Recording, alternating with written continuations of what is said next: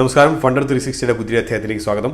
ഇന്ന് നമ്മൾ ചർച്ച ചെയ്യാൻ പോകുന്ന വിഷയം എന്ന് വെച്ച് കഴിഞ്ഞാൽ എന്തുകൊണ്ടാണ് പല കമ്പനികൾക്കും പ്രൊമോട്ടർ സ്റ്റേക്ക് 0 ആയിരിക്കുന്നതെന്നാണ്.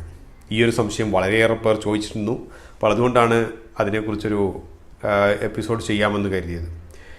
ഈ ഒരു സംശയത്തിന് വളരെ പ്രാധാന്യമുണ്ട്. മറ്റൊന്നും കൊണ്ടല്ല, നമ്മൾ പലപ്പോഴും പെനി സ്റ്റോക്കുകളൊക്കെ തിരഞ്ഞെടുക്കുക അല്ലെങ്കിൽ ഒരു കമ്പനിയുടെ നമ്മളൊരു ക്രെഡിബിലിറ്റിയൊക്കെ നമ്മൾ സെലക്ട് ചെയ്യുന്നത് പലപ്പോഴും പ്രൊമോട്ടർ സ്റ്റേക്ക് എന്തുമാത്രം ഉണ്ട് എന്നതിൻ്റെ മുകളിലാണ്. പ്രത്യേകിച്ച് മിഡ് ക്യാപ്പ് കമ്പനികളും സ്മോൾ ക്യാപ്പ് കമ്പനികളുടെയൊക്കെ ഒരു ക്രെഡിബിലിറ്റി, വിശ്വാസ്യത നമ്മൾ പലപ്പോഴും കണക്കാക്കുന്നത് പ്രൊമോട്ടർ സ്റ്റേക്ക് കൂടിയോ കുറഞ്ഞോ തീരെ കുറഞ്ഞിട്ടാണോ ഇരിക്കുന്നത് എന്നുള്ളതിനെക്കുറിച്ചൊക്കെയാണ്. അപ്പോൾ ചില കമ്പനികൾക്ക് IEX, ICICI, HDFC, ITC മുതലായ കമ്പനികൾക്ക് പ്രൊമോട്ടർ സ്റ്റേക്ക് തന്നെ ഇല്ല. അപ്പോൾ ഇത് എന്തുകൊണ്ടാണ് എന്നുള്ളൊരു സംശയം പലർക്കും ഉണ്ടാകും. കാരണം ഈ പറഞ്ഞ കമ്പനികളൊന്നും ചെറിയ കമ്പനികളോ അല്ലെങ്കിൽ വിശ്വാസ്യതയില്ലാത്ത കമ്പനികളോ അല്ല, പക്ഷേ പ്രൊമോട്ടർ സ്റ്റേക്ക് 0 ആണ്. ഇതെന്തുകൊണ്ടാണെന്ന് നമുക്ക് ഫസ്റ്റായിട്ട് അറിയണമെങ്കിൽ ആരാണ് പ്രൊമോട്ടർ, അഥവാ പ്രൊമോട്ടർ എന്ന് പറഞ്ഞിരിക്കുന്നത് എങ്ങനെയാണ് സെബി നിർവചിച്ചിരിക്കുന്നതും കൂടി അറിയണം. ഇത് നമുക്ക് 2 ആസ്പെക്ട്സ് ആണുള്ളത്.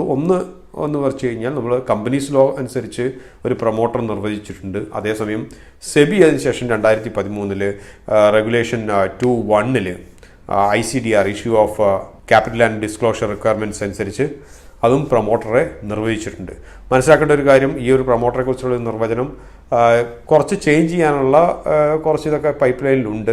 അത് ചിലപ്പോൾ ചേഞ്ച് ചെയ്തേക്കാം. പക്ഷേ ഇന്നത്തെ നിലവാരത്തിൽ പ്രൊമോട്ടർ എന്ന് പറഞ്ഞത് നിർവചിക്കപ്പെട്ടിരിക്കുന്നത് എങ്ങനെയാണെന്ന് വെച്ച് കഴിഞ്ഞാൽ ICDR റെഗുലേഷൻ 2(1) അനുസരിച്ച് ഫിനാൻഷ്യൽ ഇൻസ്റ്റിറ്റ്യൂഷൻസോ ഷെഡ്യൂൾഡ് ബാങ്ക്സോ മറ്റ് ഫോറിൻ പോർട്ട്ഫോളിയോ ഇൻവെസ്റ്റേഴ്സോ, ഫോറിൻ പോർട്ട്ഫോളിയോ ഇൻവെസ്റ്റേഴ്സ് എന്ന് പറയുമ്പോൾ വ്യക്തികളല്ലാത്തവർ, ഇവരൊക്കെ 20% കൂടുതൽ സ്റ്റേക്ക് ഹോൾഡ് ചെയ്യുന്നുണ്ടെങ്കിൽ പോലും അവരെ ആരെയും പ്രൊമോട്ടറായിട്ട് കണക്കാക്കുന്നില്ല.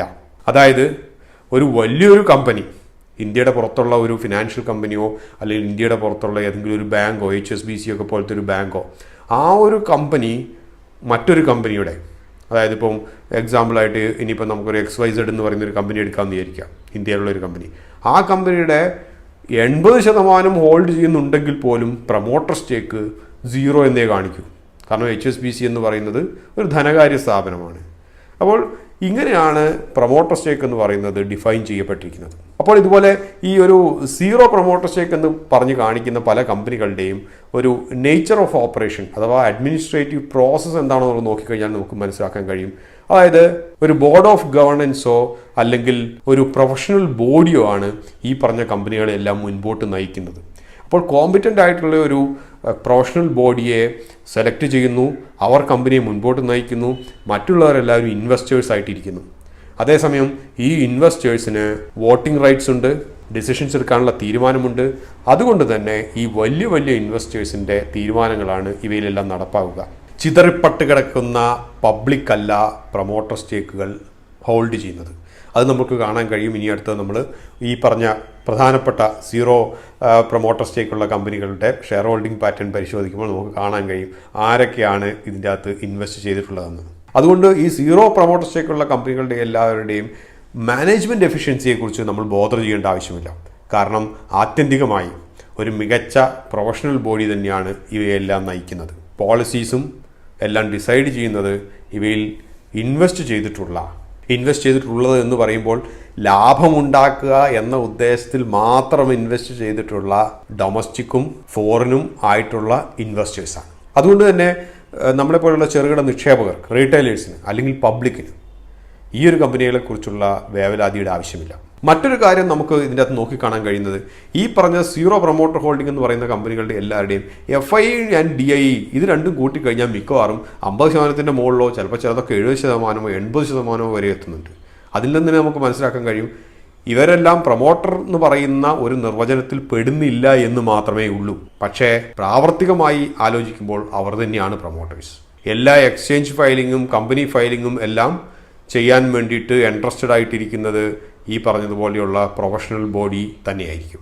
ഉദാഹരണമായിട്ട് പറയുകയാണെങ്കിൽ നമുക്കിവിടെ ഒരു 6 കമ്പനികളുടെ സ്റ്റേക്ക് ആരൊക്കെയാണ് ഹോൾഡ് ചെയ്യുന്നതിനെ കുറിച്ച് കാണിച്ചിട്ടുണ്ട്. അപ്പോൾ ആദ്യമായിട്ട് L&T ആണ്, ലാർസൻ ആൻഡ് ടൂബ്രോ. അതിൻ്റെ domestic institutional investors DI 33%, foreign institution investors 23% hold ചെയ്യുന്നുണ്ട്, ഗവൺമെൻറ് ഒരു 4%. അപ്പോൾ ഇവയെല്ലാം കൂടി കൂട്ടിക്കഴിയുമ്പോൾ തന്നെ ഏകദേശം 56% മുകളിൽ ഇൻസ്റ്റിറ്റ്യൂഷണൽ ഇൻവെസ്റ്റേഴ്സ് തന്നെ ഹോൾഡ് ചെയ്യുന്നു. അതേപോലെ തന്നെ ICICI ബാങ്കിനെ നോക്കുകയാണെങ്കിൽ ഏകദേശം 90% മുകളിൽ ഇൻസ്റ്റിറ്റ്യൂഷണൽ ഇൻവെസ്റ്റേഴ്സും ഗവൺമെൻറ്റും കൂടെ ഹോൾഡ് ചെയ്യുന്നു. അപ്പോൾ വെറും 10% അടുത്ത് മാത്രമേ പബ്ലിക് അല്ലെങ്കിൽ റീറ്റെയിലേഴ്സിൻ്റെ കയ്യിലുള്ളൂ. HDFC ലിമിറ്റഡ്, HDFC ബാങ്ക് അല്ല, HDFC, അത് നോക്കുകയാണെങ്കിൽ ഏകദേശം 90% ഇൻസ്റ്റിറ്റ്യൂഷണൽ ഇൻവെസ്റ്റേഴ്സ് ഹോൾഡ് ചെയ്യുന്നു. അപ്പോൾ അവരുടെ തീരുമാനങ്ങളാണ് ഇവയിൽ നടപ്പാകുക. ഇവരാരും പ്രൊമോട്ടേഴ്സായി നിർവചിക്കപ്പെട്ടിട്ടില്ലെങ്കിൽ കൂടി.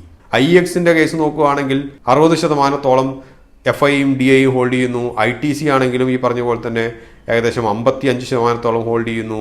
ഫെഡറൽ ബാങ്ക് ആണെങ്കിലും 69-70% ഹോൾഡ് ചെയ്യുന്നു, FIയും DIസും കൂടി. അപ്പോൾ ഇവർക്ക് പലർക്കും 20% കൂടി ഹോൾഡിംഗ് ഉണ്ടെങ്കിൽ പോലും ഇവരാരും പ്രൊമോട്ടർ എന്ന് പറഞ്ഞ് വിളിക്കപ്പെടാൻ നിയമപ്രകാരം യോഗ്യതയില്ല എന്നുള്ളത് കൊണ്ട് മാത്രമാണ് അവർ പ്രൊമോട്ടർ എന്ന് പറയുന്ന ലിസ്റ്റിൽ വരാത്തതും അഥവാ പ്രൊമോട്ടർ സ്റ്റേക്ക് 0 കാണപ്പെടുന്നത്.